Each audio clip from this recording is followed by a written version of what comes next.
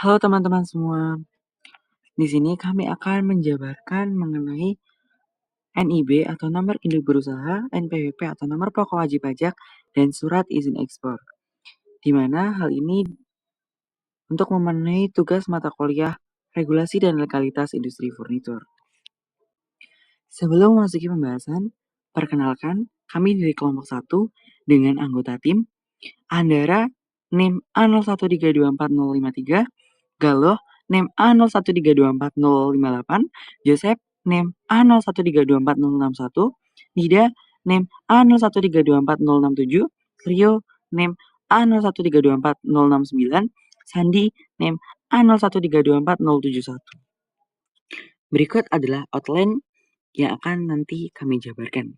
Yang pertama, kementerian yang berhubungan dengan NIB, NPWP, dan izin usaha ekspor. Yang kedua, NPWP bagi WNA. Yang ketiga, pentingnya surat izin usaha ekspor jasa. Yang keempat, nomor NIB, NPWP, dan surat izin usaha ekspor pada perusahaan. Yang kelima, contoh dokumen NIB, NPWP, dan surat izin usaha ekspor pada 3 perusahaan berbeda. Yang keenam, tanya jawab kelompok 2. Yang ketujuh, tanya jawab kelompok 3. Dan yang kedelapan, tanya jawab kelompok 4.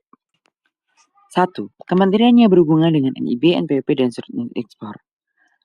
Jadi teman-teman, ada beberapa kementerian yang berhubungan dengan ketiga hal tersebut. Yang pertama, Kementerian Perdagangan, yang dimana bertanggung jawab atas kebijakan ekspor dan impor. Yang kedua, Kementerian Keuangan yang mengatur perpajakan. Yang ketiga, Kementerian Investasi yang mengeluarkan NIB melalui sistem OSS. Selain tiga kementerian ini, ada juga Kementerian Ketenagakerjaan, Kementerian Dalam Negeri, dan beberapa kementerian yang lain. Apakah WNA wajib memiliki NPWP? Warga negara asing atau WNA yang tinggal lebih dari 183 hari dalam 12 bulan di Indonesia wajib memiliki NPWP. Hal ini diatur dalam Undang-Undang Nomor 36 Tahun 2008 tentang Pajak Penghasilan, Pasal 2 Ayat 1, dan Undang-Undang Nomor 28 Tahun 2007 tentang Ketentuan Umum dan Tata Cara Perpajakan. Pasal 2 Ayat 2 yang menyatakan bahwa WNA yang memperoleh penghasilan di Indonesia harus melapor dan membayar pajak dengan memiliki NPWP. Nomor 3, mengapa sih izin usaha ekspor jasa itu penting?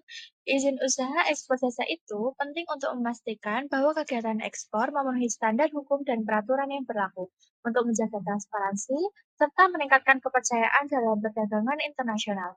Izin ini diatur dalam Undang-Undang Nomor 7 Tahun 2014 tentang Perdagangan dan Peraturan Pemerintah Nomor 24 Tahun 2018 tentang pelayanan perizinan berusaha terintegrasi secara elektronik atau disingkat OSS yang mengatur perizinan ekspor untuk sektor jasa. Nomor 4, itu ada beberapa contoh nomor NIB, NPWP, dan surat izin ekspor pada sebuah perusahaan. Yang pertama itu ada dari CV Kayu Manis. Nah, ini adalah salah satu contoh dari nomor induk berusaha yang dinilai memenuhi dan kepemilikan NIB ini berbasis risiko yang diterbitkan oleh Menteri Investasi Kepala BKPM dengan nomor 91203031111615 yang diterbitkan pada tanggal 11 Januari 2019 yang kemudian melakukan perubahan kelima pada tanggal 10 Januari 2023. Kemudian ada nomor pokok wajib pajak atau NPWP dengan nomor 02 1046998554300 dari CV Kayu Manis yang terdaftar pada tanggal 27 Juni 2002. CV Kayu Manis juga terdapat dokumen izin usaha ekspor yang dinilai memenuhi. Kemudian ada dari CV Ergo Furniture Indonesia yang memiliki nomor induk berusaha dan juga nomor pokok wajib pajak. Nah, nomor induk berusaha ini diterbitkan pada tanggal 12 Desember tahun 2008. CV Ergo Furniture Indonesia ini selain memiliki NIP dan NPWP juga memiliki dokumen izin usaha ekspor dan juga surat izin usaha perdagangan. Selanjutnya ada PT Jawa Lili Furniture yang memiliki nomor induk berusaha atau NIB dengan nomor 812000821 PT Jawa Lili Furniture juga memiliki Nomor pokok wajib pajak yang diterbitkan pada 14 Desember pada tahun 2017. Selain memiliki NIB dan juga NPWP, mereka juga memiliki dokumen izin usaha ekspor yang dinilai memenuhi. 5. Contoh dokumen NIB, NPWP, dan surat izin ekspor pada 3 perusahaan di bidang yang berbeda. Yang pertama ada CV Lentera Seni Nusantara. Nah, ini adalah contoh dokumen NIB dari CV Lentera Seni Nusantara. Di dokumen NIB ini biasanya termuat nama perusahaan, alamat perusahaan, kemudian nomor NPWP, dan juga identitas lain dari perusahaan. Kemudian ini adalah contoh NPWP atau nomor pokok wajib pajak dari CV Lentera Seni Nusantara. NPWP ini digunakan untuk mengurus perpajakan. Di NPWP itu isinya meliputi nomor NPWP itu sendiri, nama perusahaan, dan juga alamat perusahaan. Kemudian ini adalah contoh surat izin usaha perdagangan atau SIUP dari CV Lentera Seni Nusantara. Nah, SIUP ini merupakan salah satu dokumen izin yang dimana menjadi persyaratan bahwa suatu perusahaan tersebut dapat melakukan kegiatan ekspor. Nah, di SIUP ini isinya itu meliputi nama perusahaan, nomor NIB atau nomor induk berusaha, kemudian lokasi usaha dan juga identitas lainnya dari perusahaan. Kemudian ini adalah contoh dokumen NIB dari PT Citra Mandiri Sejati Surabaya. Dan ini adalah contoh dokumen NPWP dari PT Citra Mandiri Sejati Surabaya. Kemudian ini adalah contoh dokumen surat izin usaha perdagangan atau SIUP dari PT Citra Mandiri Sejati Surabaya. Selanjutnya adalah NPE atau Nota Pelayanan Ekspor yang merupakan bukti bahwa aktivitas ekspor telah disetujui oleh kantor Bea Cukai, yang dimana ini menjadi bukti bahwa PT Citra Mandiri Sejati Surabaya telah mendapatkan usaha izin ekspor. Selanjutnya adalah CV Dirit, dan berikut ini adalah contoh dokumen NIB-nya. Kemudian ini adalah contoh dokumen atau NPWP dari CV Dirit. Pertanyaan dari kelompok 2. Dalam konteks industri furnitur, apa implikasi perbedaan kewajiban NPWP antara wajib pajak orang pribadi dan wajib pajak badan, terutama terkait insentif fiskal?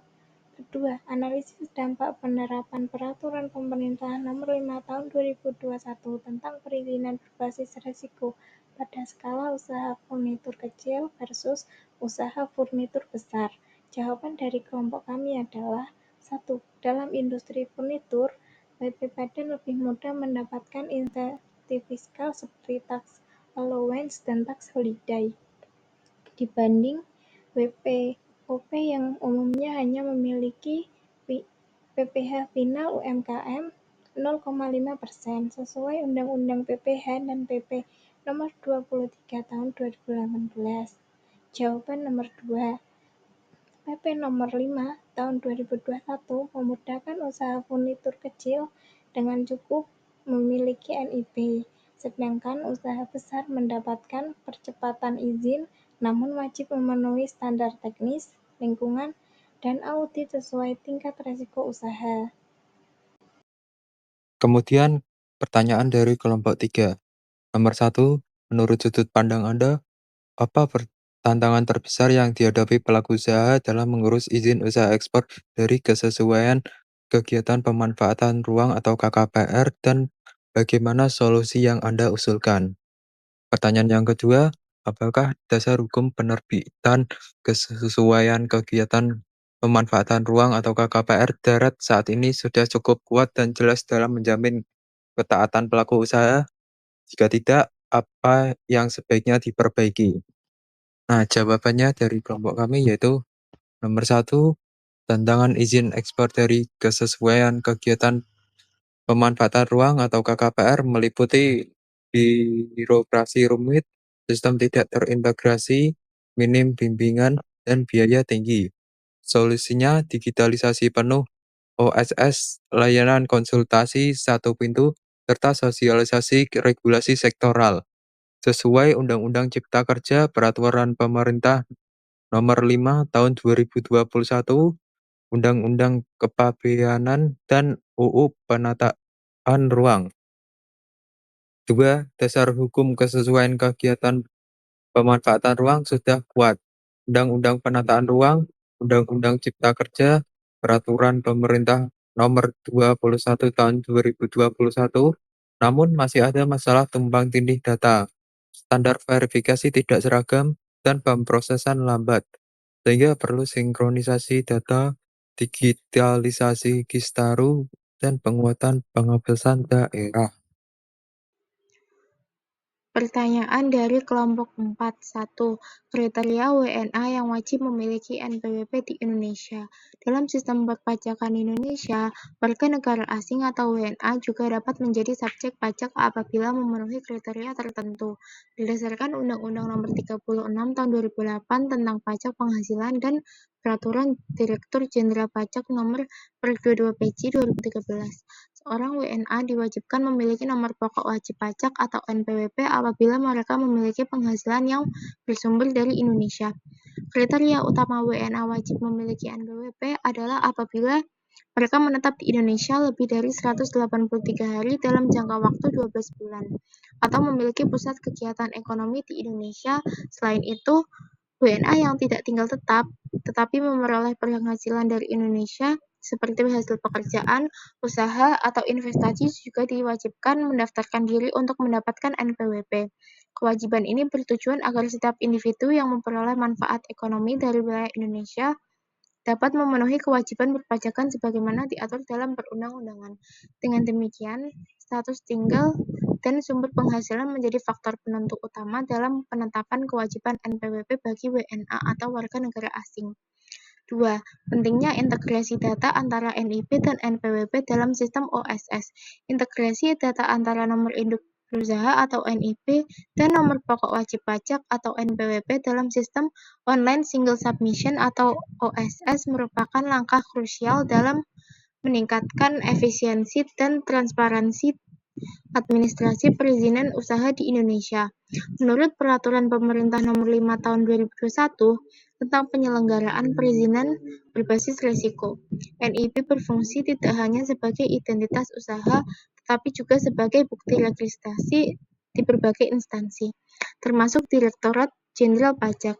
Dengan terhubungnya data NIP dan NPWP, proses verifikasi legalitas usaha menjadi lebih cepat dan akurat, mengurangi duplikasi data, serta meminimalisir potensi manipulasi atau penyalahgunaan identitas usaha. Selain itu, integrasi ini juga memperkuat pengawasan kepatuhan pajak pelaku usaha dan memperlancar akses terhadap insentif fiskal yang diberikan pemerintah. Melalui sistem OSS yang terintegrasi, pelaku usaha dapat memenuhi kewajiban administratif secara lebih mudah dalam satu platform, mendukung terciptanya iklim investasi yang sehat dan kompetitif di Indonesia. 3. Risiko perusahaan menjalankan ekspor jasa tanpa izin resmi.